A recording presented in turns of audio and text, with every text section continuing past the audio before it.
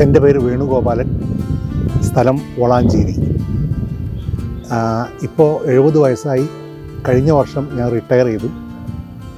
42 വർഷത്തോളം അബുദാബിയിലായിരുന്നു, UAE. അതിനു മുമ്പേ ഒരു 7-8 വർഷം ബോംബെയിൽ, ഒട്ടാകെ 50 വർഷം പുറത്തായിരുന്നു. ആരോഗ്യകാര്യങ്ങളിൽ കൂടുതൽ ശ്രദ്ധിക്കാൻ നേരം കിട്ടിയിട്ടില്ല. റിട്ടയറായി വന്നപ്പോഴാണ് എൻ്റെ നടത്തത്തിനും ഇരുത്തത്തിനും എന്തൊക്കെയോ പ്രശ്നമുണ്ടെന്ന് തോന്നി. അപ്പോഴും ഞാനത് കാര്യമാക്കിയില്ല. വയസ്സത്തിൻ്റെയും പ്രായത്തിൻ്റെ ആയിരിക്കും എന്ന് കരുതി. മകൻ വന്നിട്ട് എന്നെ ഹോസ്പിറ്റലിൽ കൊണ്ടുപോയി ന്യൂറോളജിസ്റ്റിനെ കാണിച്ചു. 2 MRI എടുത്തു, ഒരു ബ്രെയിനും ഒരു സ്പൈനും.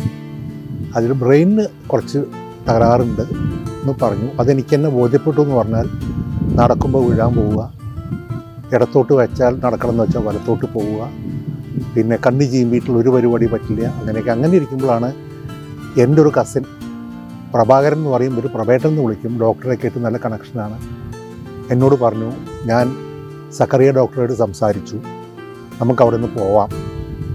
അങ്ങനെ ഞാൻ ഇവിടെ വന്നതാണ്. 2 ആഴ്ചയായി.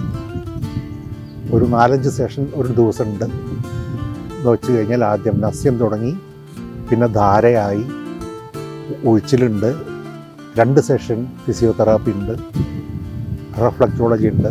ഇപ്പോൾ എനിക്ക് തന്നെ ഒരു കോൺഫിഡൻസ് തോന്നിയിട്ടുണ്ട്. കാരണം ഞാൻ നടക്കുമ്പോൾ ഒരു സാധാരണ മനുഷ്യൻ നടക്കുന്ന മാതിരിയാണ് എന്നുള്ളത്. പക്ഷേ അവർ എന്നെ ചികിത്സിച്ച വിദഗ്ധർ പറഞ്ഞിട്ടുള്ളത് സ്ലോലി ഇതെല്ലാം പഴയ മാതിരിയാവും. അപ്പോൾ ആ ഒരു ധൈര്യം മാത്രമല്ല, എനിക്ക് അതന്നെ ഒരു ഇരട്ടി ധൈര്യമായി. കഴിക്കാൻ കുറച്ച് മരുന്നുകളുണ്ട്.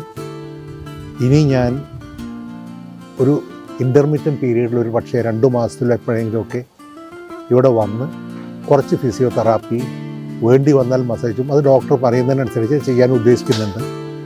എനിക്കിപ്പോൾ തന്നെ വ്യത്യാസം തുടങ്ങിയോണ്ടാണത്.